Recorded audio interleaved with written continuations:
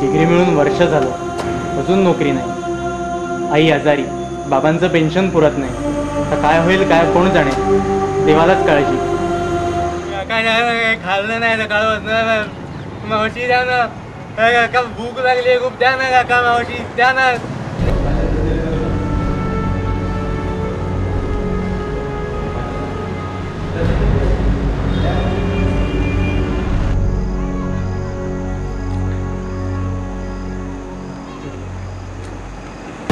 काय खाल्लं नाही सकाळ मावशी द्या ना, काका भूक लागली खूप, द्या ना काका मावशी द्या ना.